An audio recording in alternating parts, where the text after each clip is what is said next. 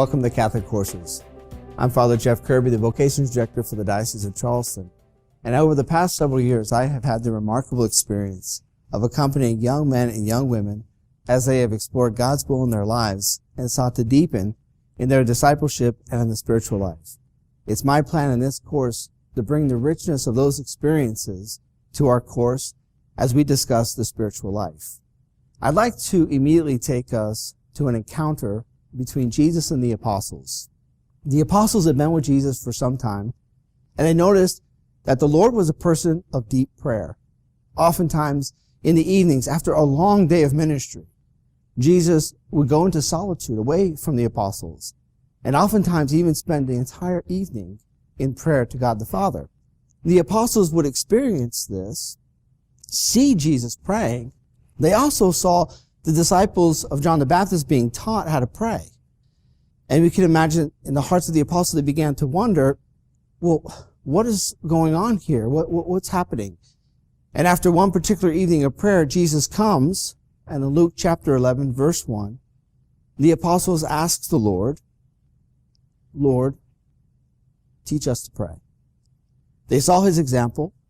They saw that the other disciples were being taught by John the Baptist. They wanted to learn how to pray. So they approach him, Lord, teach us to pray.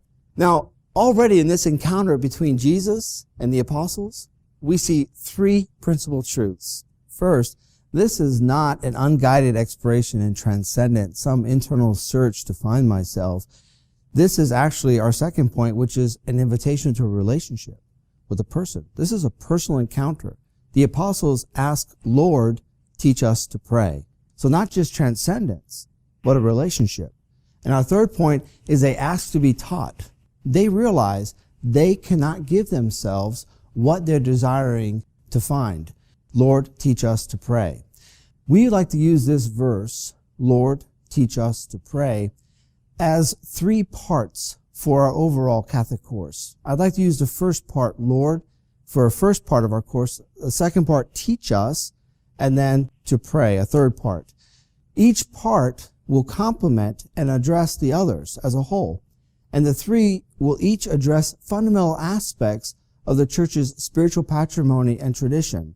Having three parts also demonstrates the dynamic nature between the different parts of our spiritual lives, and also the dynamism that should always be a part of following the Lord Jesus, of being a disciple.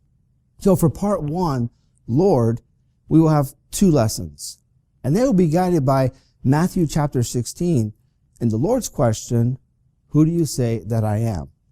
For part two, teach us, we'll have three lessons, and they'll be guided by Luke 6, and the Lord's question, why do you call me Lord, Lord, and not do what I tell you? For the third part, to pray, we'll have three lessons, and they will be guided by Luke chapter 18, and the Lord's question, what do you want me to do for you? So, it's good just to dive in. Let's go ahead and start with part one. In order to do so, we need to go to Caesarea Philippi. The apostles at this point had been with Jesus for about a year, we suspect. They had seen him in his ministry. They've seen him work miracles. They saw him preach. They saw his personality. They saw everything about him. In the course of a year, we can only imagine the stuff that they saw. We can imagine late in the evenings, the apostles sitting around and swapping stories. Man, did you see that guy with leprosy, healed? Did you see that guy with the arm? Did you see all that the master's done?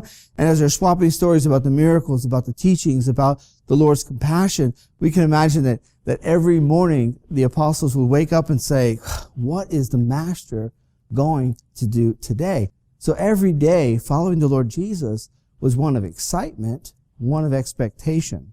We also know that Jesus told them, beyond all the miracles and everything else, he would tell the apostles, learn from me, for I am meek and humble of heart. So Jesus, in the course of this year, has been teaching, molding, shaping the apostles. So finally, after a year, he sends the apostles out the first time by themselves in pairs in order to do his ministry. So the apostles go the distance, and they work powerful miracles for the first time, seeing the power of Jesus' name. After doing all these miracles and seeing all these signs and teaching, they come back to the Lord at Caesarea Philippi, a unique location for them to meet him, not one of the popular places that you'd expect, but the Lord has them reconvene with him at Caesarea Philippi. When they get there, we can imagine that Jesus is happy to see them, that there's this fire, they're sitting down, they're talking. Now they're really swapping stories about what they saw the power of the name do through them. They've now begun to see not only what Jesus was doing, but what Jesus can do through them. And as they're swapping stories and so on, Jesus says, so, what are they saying about me? It's a great question. What are everyone around saying about me? Because they're not going to say it when he's there. So Jesus kind of asking the apostles, what are they saying? And the apostles immediately jump on it. Oh, Lord, some say that you're John the Baptist brought back from the dead. Some say that you're Jeremiah. Some say that you're one of the other great prophets. As that question has gone through the centuries, there have been some other answers too. Some people say that Jesus is a good teacher. Some people say that he's a great miracle worker. Some people say he's an inspiring revolutionary. There's so many answers to this question. But in the midst of all this, Jesus gives a second question. And this is the hard question. Because then Jesus asks the apostles, who do you say that I am? Oh, there it is. Because this isn't just news now. This isn't just recounting what other people are saying. This is now the question that hits the heart. Who do you say that I am? Who do you say that I am? And we have to be able to give an answer to this question. So Jesus' question is an invitation, and the question is at the heart of our desire to learn about prayer. Since prayer is a part of a relationship, if we enter into a relationship, we have to know who the person is. We have to want to be with the Lord and have him teach us how to pray. Then we have to know who the Lord is. So when the Lord asks us, who do you say that I am? This question is important, not simply in addressing the question to the Lord, but also for ourselves to know, who do we say that Jesus is? Because if we're going to be in a relationship, then we have to know who the other person is. This question that Jesus asks us also determines our level of surrender and trust, of docility and reception. How we answer this question determines whether we accept the Lord's invitation to be in a relationship with him. So who is Christ to us? How do we answer the question? Do we say, well, he's a good teacher, or he's a great miracle worker, or he's an inspiring revolutionary? Now, each of these answers are incomplete. And if we answer in that way, we limit the compliance that we give to the Lord's instruction. So if I think he's just a good teacher, then I'm going to be piecemeal with what I accept from what he teaches. If I think that he's just an inspiring miracle worker, then I'm just there for the show. And if I think he's just an inspiring revolutionary, then I'm just there in order to cause chaos or to overthrow whatever I'm fighting against. So each of these answers is incomplete and do not allow the relationship that Jesus is inviting us to. The relationship that is necessary if he's going to be able to truly teach us how to pray. And so we can say that the question is brought down in a really remarkable, basic way by C.S. Lewis, who tells us at the end of the day, our answer to the question is either going to be Jesus is Lord, he's a liar, or he's a lunatic. Jesus is a lunatic if he thinks he's God and he's not. That's crazy. If I told you I'm God, I'm crazy because I'm not God. And if I truly thought I was God. So either Jesus is a lunatic or he's a liar because he knows he's not God, but he's going to claim to be God. Or in fact, Jesus is Lord. And we have to realize that it comes down to this point, because if we say he's a good teacher, that he's a miracle worker, that he's an inspiring revolution, and he's none of those, because this man claimed to be God. As Jesus asks us, who do you say that I am? We have to realize that he's already made a claim that in fact he is the long-awaited Messiah and the Son of God. How are we going to answer the question? If we say that Jesus is Lord, then we say Jesus is the Christ, the Son of the living God. But is Jesus Lord for us? In order to fully answer that question, We have to know things about Jesus, don't we? Maybe we should ask the same questions of Jesus that we ask of our other friends. Where's Jesus from? Who's his family? What's his background?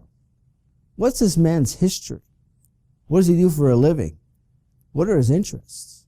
We have to ask these questions if we're going to answer his question and be in a relationship with him. As we begin to unpack and try to answer these questions, we have to begin with the most basic assertion. God is real. Yes, that's true.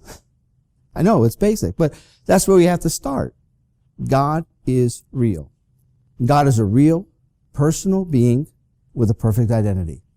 It sounds so basic, but so many people want to change God and adjust God in order to be who they want him to be. So we can imagine this in our everyday experience. Imagine if someone would come up to me and say, Father Kirby, we think you're a great guy, but you'd be a lot better if you had 3 arms.